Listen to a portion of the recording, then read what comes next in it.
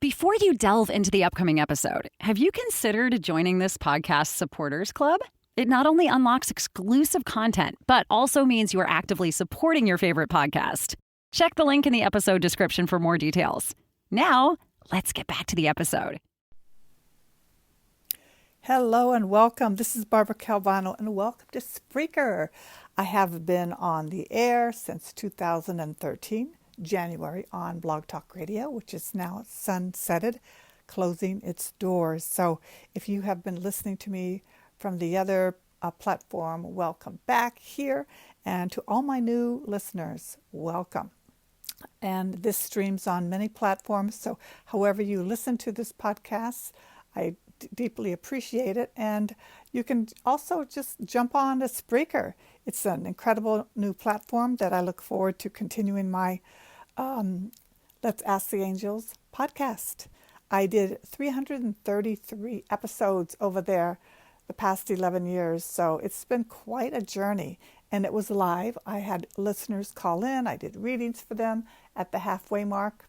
It was a 1-hour show. Here I'll do half an hour, and I will be doing live readings either on YouTube, Facebook, or Instagram. So follow me at bcalvanocoaching.com to find out when those opportunities will be. So here we go. I have the angel messages and guidance for 2025, and I was guided to use the Crystal Mandela Oracle deck by Elena Fairchild. And again, if you're new to me, I am an angel intuitive, certified card and oracle reader. I mostly use Angel Tarot in my personal one-on-one sessions. And all of that information could be found at my website, bcalvanocoaching.com. So the first card we have for you, and the pictures will also be on my website.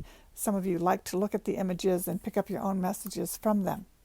So the very first card is what we've gone through. And here we have Heavenly Mercy, and the gemstone is Smoky Quartz. And we have Angel Uziel. And here it says, we bring you the gift of heavenly mercy. As you grow spiritually, your energy field becomes more substantial. Your thoughts and actions carry more karmic weight in the world. As your power increases, your ability to do good increases too. Your positive words can have a potent effect on others. So too can be the very human moments where you may be having an off day and unintentionally respond to another in a way that is not unconditionally loving. We do not want you to be afraid of becoming powerful. We know that most often you are going to make a positive contribution with your power. We also know that sometimes you will wish you could just undo a choice you have made and its effect. To help you, we offer our karmic protection, where the destructive impact of your actions is softened and the positive effect of your actions is enhanced. As you grow in power and impact, our gift of heavenly mercy will surround you, aligning your actions with divine will and blessing you and all affected with divine compassion. So as we grow, our energy field increases. And we've done a lot of growing, especially since 2012, when there was a big shift on the planet in the spiritual realm.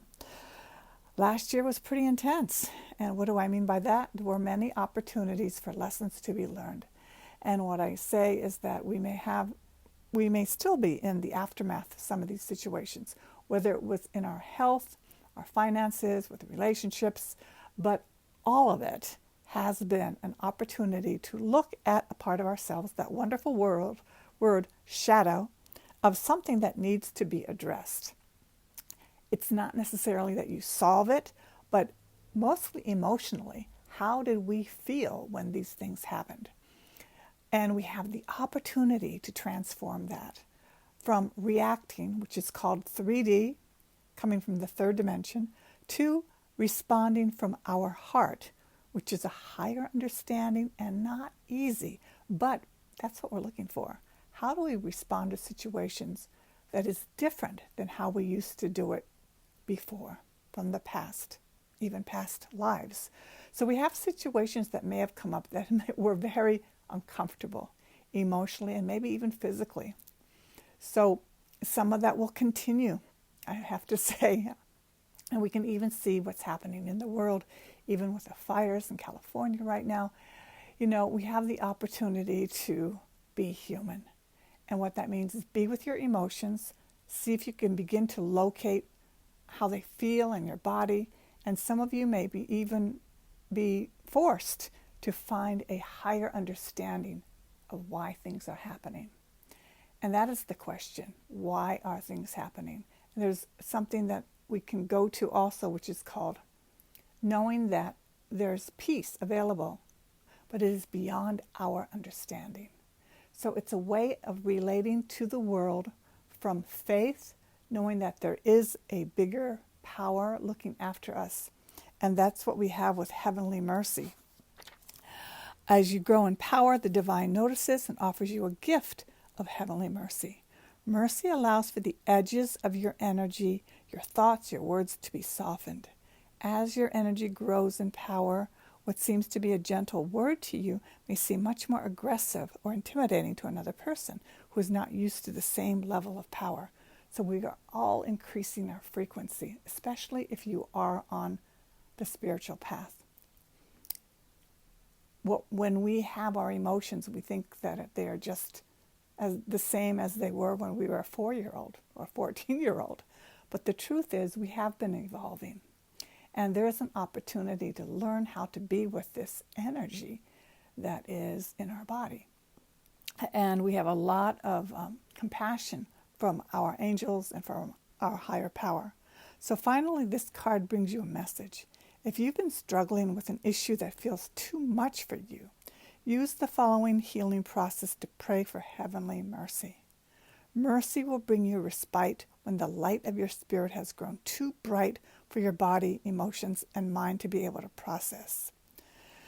So we have Uriel also with this card. And if you feel connected to that angelic being or need confirmation that this angel is with you, or you want to connect more deeply with the angelic guide, this oracle card will help you to do so. So again, Heavenly Mercy and divine power emanate throughout my entire being as a perfect, compassionate expression of unconditional love. So there's a lot of support with what we're going through right now. The second card is Higher Will with the Ascended Master Elmoira, and the stone is Blue Star Sapphire. And the message is Higher Will. And here we bring you the blessing of higher will. There's a great plan of divine love unfolding throughout the universe, and the fulfillment of your divine destiny is included. Sometimes it may seem hard to trust in higher will, yet if you do, it can bring a feeling of great relief that you don't have to have all the answers or be in control for everything to still work out beautifully in your world. Surrender empowers you to get on with life and trust that all is happening exactly as it should, according to a greater intelligence and love. Sometimes, however, the mind wants to control the higher plan. It wants to decide when something should happen and how, and with whom, and in what way. It might convince itself that this personal opinion is actually the higher plan itself, and then feel betrayed, frightened, or confused when things don't go according to plan. The mind can be a great ally on the spiritual path, but it needs to be given reassurance and regular compassion, reminders that although it is powerful, it is not privy to the workings of the entire universe. Nor does it need to be for you to be happy, free, and manifesting your divine destiny. This oracle comes to you now because the mysterious workings of higher will are at work in your life, and you will find peace and even more awe as you relax your mind and choose to trust now. The divine is creative genius at play. It understands how to ensure all organisms evolve, where not even the tiniest or apparently most insignificant creature is forgotten, so that all needs are met at the perfect time and in the perfect way. You are very much a part of that. Every wish, dream, desire, yearning, and vision you have is very much a part of that loving, creative plan, too. It is not impossible for the human mind to grasp the workings of the divine mind in its microscopic attention to detail and macrocosmic vastness. It is possible, though, for the human mind to understand that the divine mind knows what it's doing, and that what it is doing is unconditionally loving for all of creation, including you. You are allowed to not enjoy the moment you are in, so things may not feel so great right now. I speak about the fires right now, and I hear people saying that they have lost the home that they lived in for 35 years. It was just a week ago that I had kind of a meltdown here in Queens, New York City, where I've been living since 1977, but in this apartment for about 35 years. And I felt that I was going to have to move. I had a complete meltdown. Since October, we've had new tenants and neighbors live upstairs, and they're wonderful people, but the noise of all the people and the toddler running up over my head practically gave me like a breakdown. I couldn't tolerate the noise any longer. And I was really feeling sorry for myself that, oh my God, my whole life at the age of 70 now, this is what my life has turned out to be, having to tolerate this really uncomfortable noise above my head. And I had a meltdown. I finally just broke down and cried a lot. And after that, I felt better, but I also was surprised at how much emotion was stored up inside of me, that I didn't trust what was going on. Like, why is this happening? And then it occurred to me, my angel message was, it was more about learning to detach from actually one person who lived above me, to cut the cords, to learn to have boundaries with a person's energy. I was more absorbing this person's energy than just reacting to the sound. The sound was not great, but I was really absorbing the energy of this man. And what a wake-up call, because that is, for me, made a huge difference, that I could create a boundary, create a shield, and I'll teach you how to do that in another episode. But that's what it was really about, learning to not allow my anger, my emotions to get pulled into another human being. The situation is as is, but I was adding more to it than I needed to. So if you're feeling anxiety, doubt, impatience, or uncertainty, guilt, shame, or anger, or even excitement and joy at a plan that is coming together, this message brings you a reassuring message. You can do everything you can, and then let go again and again and again. Trust that higher will is working for your best interests and will help you manifest your most soul-satisfying success at the perfect time and in the perfect way. And one of the things I did when I prayed to my angels was that I prayed for the highest good for all. I prayed for myself, I prayed for the people above me, and for the child, that everyone have a sacred solution to this issue of my, like suffering and pain with all the noise. And I had a resolution, and I think there's been a shift in the noise above me. I think they went to a pediatrician who helped them see that this child needed to have some more personal activities besides letting it just run amok every day. So I'm telling you, your angels hear your prayers, and your higher power totally has your back. And then the third card, which is the near future, is Divine Rebel. And it says Ascended Master Kuan Yin, and the gemstone is Pearl. And the first card had a smoky quartz also. I did not mention that. So here we have Divine Rebel. We bring you the blessing of the Divine Rebel. Divine Rebel shakes things up, create a divine disturbance, and refuse to play by the rules. They do this because they love divine love. They know there's nothing as powerful as the unconditional love of the divine. It will have its way in the world, in the hearts of all living beings. It will not be tamed, controlled, restricted, or denied. If there is a rule that gets in the way of that love, then the Divine Rebel will find another way so that love can have its way. The Divine Rebel in you is not meant to do things the way others say you should. Some people may become frustrated with you because they won't know why you have to stand up and speak your truth, and that's okay. Divine Rebels are not always understood, but they are respected by those who are ready to make love more important than fear, and who are willing to contribute constructively towards healing the world. So the divine rebel does things that break stereotypes wide open. They dance when they're supposed to be sitting still. They argue when they're supposed to be quiet. They are serene when they're supposed to be, might be engaged or enraged. And they get angry when they're supposed to be calm. This is a natural for a rebel. They are not trying to be different for the sake of it, but they just go against the grain, and they don't play to type because this is how they were divinely designed.